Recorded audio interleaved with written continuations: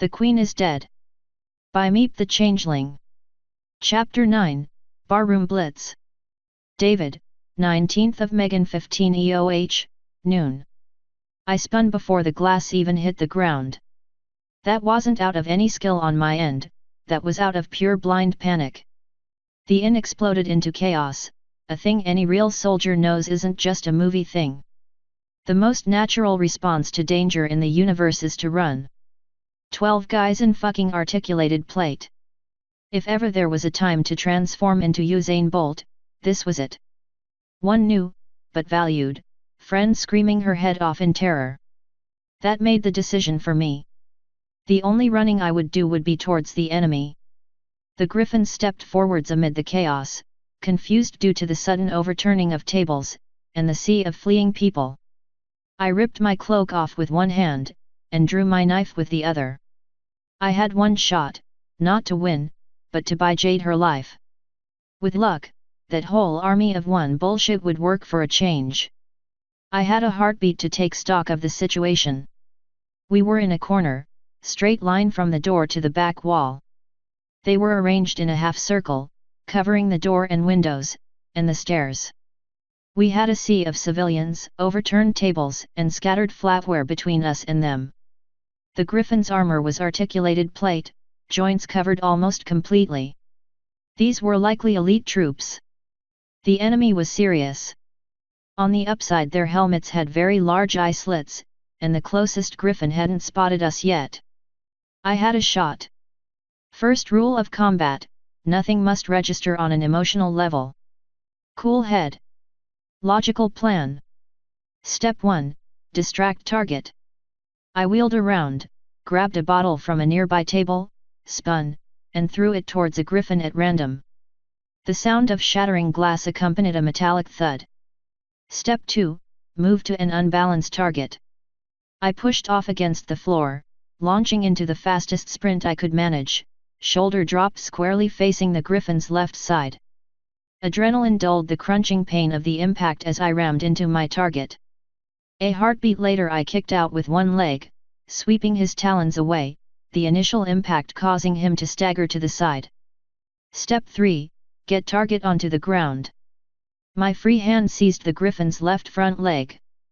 I pulled, his leg came with me, and gravity did its job, dropping the Griffin to the ground with the sound of an anvil falling. Step 4, kill. My hand left his arm, grabbed his beak like a vice, and yanked his head back. My knife plunged down in an overhead swing, shrieking as it scraped along his helmet's eye slit, squelching as it scraped along bone.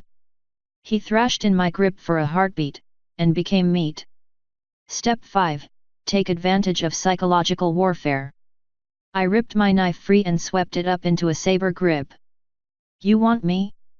Here I am, and here I will die. Ora! I shouted, making sure my ears lay flat, and taking care to stand atop their dead comrade. The Griffin closest to the door reared up, unslung a crossbow from his back and leveled it at me. Second rule of combat, ranged beats melee. The Griffin's talons tightened on the trigger. I'd bought less time than I thought I would. I felt I had time for some last words.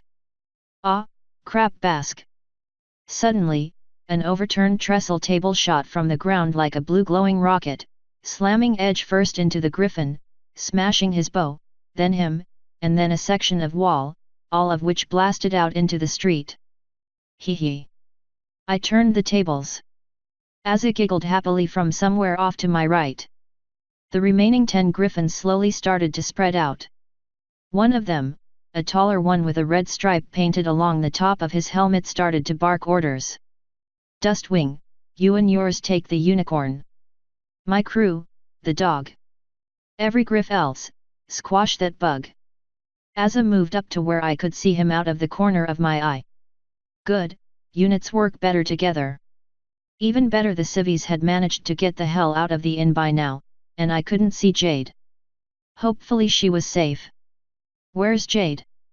I asked, hoping Azza could confirm her having booked it. No idea. Azza replied. So, you got this OR? How the hell would I have this? I demanded. 2 griffins began to rush forwards, both of them had large blades welded to their armor's talons. I stepped to the side, grabbed the edge of a table and heaved it over, dragging it between myself and Sie stock Kraken, Arschluck. Azza shouted, voice echoing slightly. With a flare of blue light the floorboards ripped themselves up from the floor, grabbed the 2 griffins like an octopus's tentacles, and ripped them to the ground amid a shriek of wood. Well, you did get that one pretty easily. Azza commented, his voice sounding more than a little strained. You hit?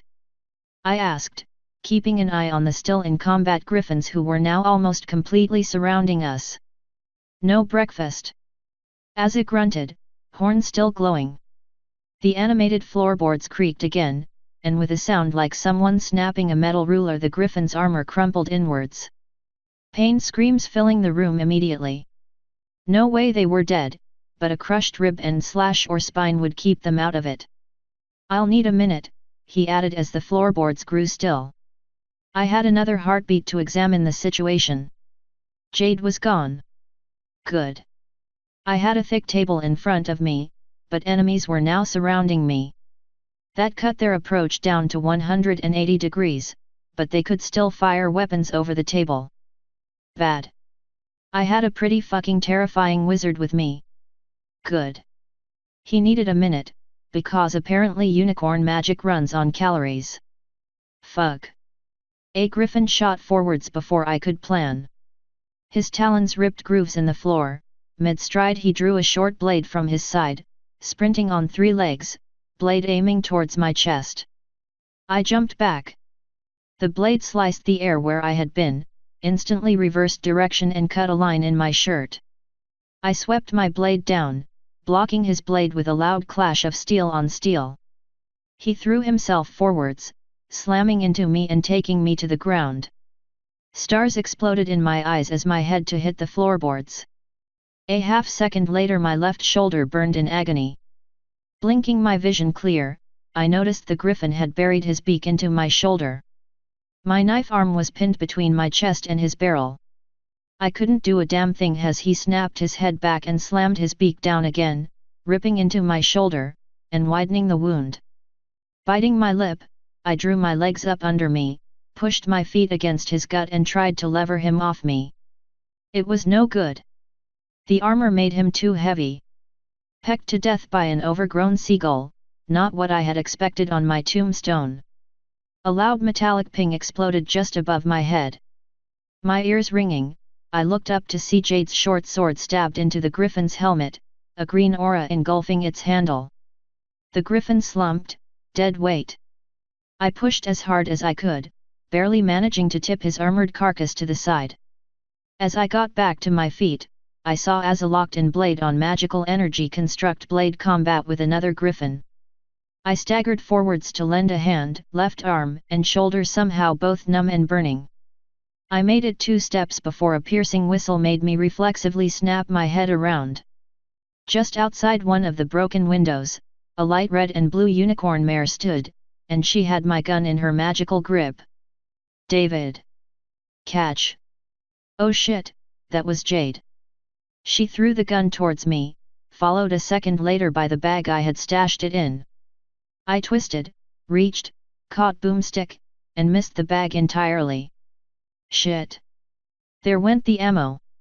I didn't even think, I dove after the bag, slid across the glass-covered floor, grabbed the bag's strap, pulled it out from under a griffin who was rushing at me, rolled to the side, sprang back up and dove behind a table.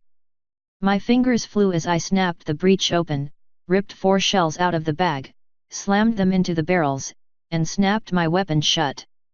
If this didn't work, I wouldn't get a chance to redesign her. I jumped back up, noticed a burning sensation in my chest from broken glass that had gotten stuck in me, leveled Boomstick at the griffin who was now standing over Azza, and pulled the trigger. The deafening boom and black/blue streak of light was not the 12-gauge thump I knew, loved, and had expected. Boomstick's warcry sounded like a 700 Nitro Express if it was Mad American Samoa hell, but her kick was like a bloody .22 short round. The griffin lay a full 3 feet from where he had been, bits of iron shrapnel from the exit wound made the wall across from him look like I had unloaded bird shot into it. Suddenly my wounds didn't hurt so much. I owed that Smith a hug. The griffins took a step back, then one of them shouted, "Wait, those things just have the one shot. Charge!" I turned Boomstick's Valley sights onto him and fired a second round. Her roar was much softer this time, closer to the appropriate report. The griffin slumped down slowly, a hole through his breastplate. "Yeah, okay," I said in a generally happy tone. The shoe was on the other foot now. Unfortunately, there were 2 more shells, and 6 of them. It was time for a bluff, and that gleeful 14-year-old gun nut in my brain politely informed me that I would never have the opportunity to use a movie quote in context ever again. "All right, you primitive feather bags, listen up," I said, leveling the gun at a third griffin. "See this? This is my boomstick. If you don't want to join your friends as wall coverings, you're going to just stand there and let my friends and I leave, and then keep standing here till we're long gone. Ya got that?" The 6 remaining griffins hesitated for a minute, 3 began to talk quietly together, but one pulled an axe off his belt and started to walk forwards. "There's no way he can shoot all of us before we rip his guts out." I turned, aimed, and pulled the trigger. Instantly the entire room was filled with a flash of blue-black light, my ears hummed as if a grenade had gone off, and I was pretty sure I smelled fire. By the time I could see again, it also looked like a grenade had gone off. Splintered floorboards, shards of metal, and griffin parts littered the floor. "This is not a safe weapon," I said to myself urgently. "This is so not a safe weapon." I made a mental note to not use boomstick again until I knew what the fuck it did and when it did it. I needed another ranged solution. And to strangle that Smith for making beauty unfucking usable. One of the remaining griffins gave me a quick nod and sat down. "That sounds like the best bucking idea I've heard today, sir." "Das wordy awesome!" Azza exclaimed, beaming me that huge pony grin. Unfortunately, my brain was a bit shaken up and I couldn't remember my German. "Ich glaube, ich bin verliert." "Yab. Great plan. In fact, I think we're all unconscious," another said, deciding to take a seat. I noticed a large crossbow on one of the griffins' backs. I carefully flipped boomstick towards him. "You, give me your crossbow." The griffin almost threw the bow at me. As it landed at my feet I noticed it was solid steel and brass, and had a rotating drum magazine on it. Is that a semi-auto crossbow?" I asked, completely perplexed. "Yes, sir. 12-round drum. Lever cocking." The griffin answered quickly. "Why the hell didn't you open with that?" I asked, even more perplexed. Azza rolled his eyes. "Why didn't you open with that Faust-damned karmic weapon?" I picked up the crossbow, and holding my gun on the griffins, backed up towards one of the windows, picking my cloak up off the ground on the way. "Karmic weapon?" I asked curiously, grateful that the blonde unicorn knew what the damn thing did. Seriously?" Azza asked, stopping to give me a baffled look. "Just got it. Smith didn't say what it did," I answered as I felt my back bump against the window frame. Azza hopped through the window, looking around for a moment before saying, "Clear." I quickly stepped through the empty frame and made a beeline for my cart, which Jade was sitting on top of, in her red unicorn shape. With her normal changeling tail. She was totally right apparently, that did take practice. "So, karmic weapon. It does as much damage to a creature as it has unrepentant evil deeds to their name," Azza explained. "Where are we going?" "So that's what it did. That was almost unusable then, seeing as how on some bastards it would make them just fucking go off like a fucking claymore. Away from here for now. We can work out a direction once we are safe," I said before giving it a few moments of thought. "Hop up on the cart. You can come with us if you like." "Are you just saying that because I have nice flanks?" Azza asked playfully. I facepalmed and groaned. "No, because you're a fucking wizard and we need you. Get in the cart, we have to deis the area. As a ear drooped, putting on the saddest, most hurt expression I had seen to date. It wasn't even a faked expression, it had all the hallmarks of being the real deal. I'd actually hurt his feelings. Why the fuck would that have hurt his feelings? Shit. I'll do playful banter later, okay? Right now I don't want to die. I said gently, pointing back into the tavern. They aren't a threat, you have that gun. Azza said as he pulled himself up into the back of the cart to sit beside Jade. Did you not see it just make that griffin explode? Jade asked Azza with a raised eyebrow. You probably shouldn't use that thing close to someone else. Azza giggled and shook his head, oh please.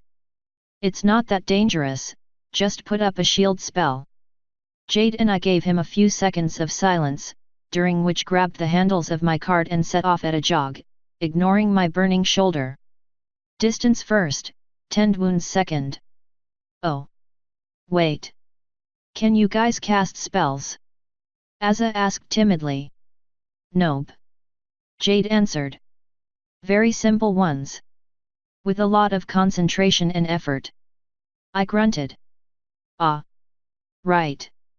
Then, as you said, let's deis the area.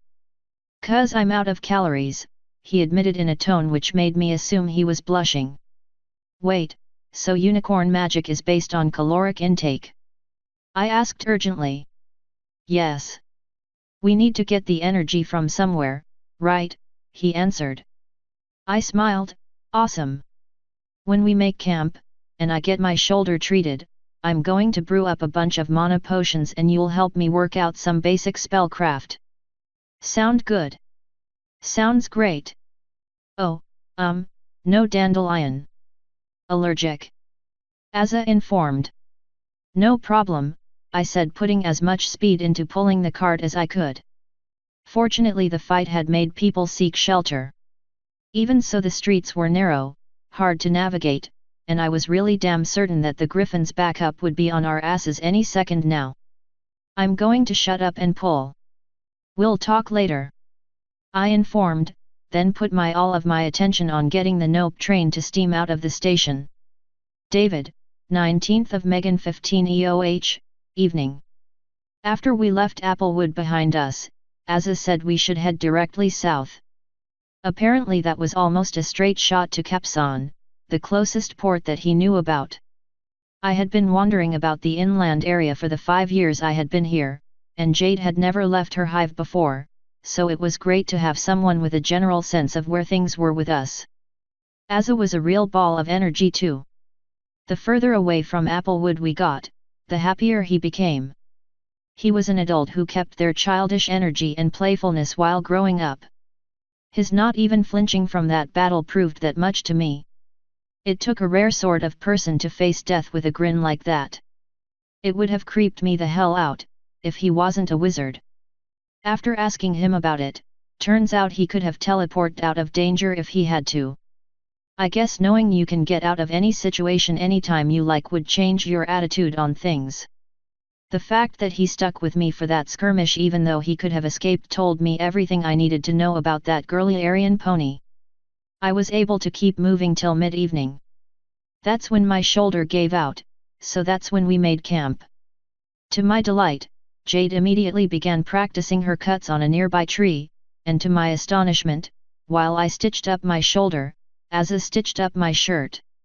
In better quality than the person who originally made it for me. I could barely tell it had been damaged.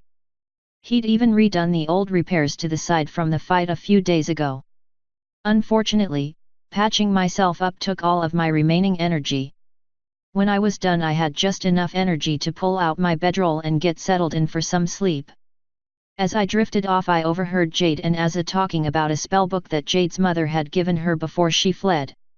It sounded important, and like a big deal, but sleep beckoned, and my weary body eagerly followed her call.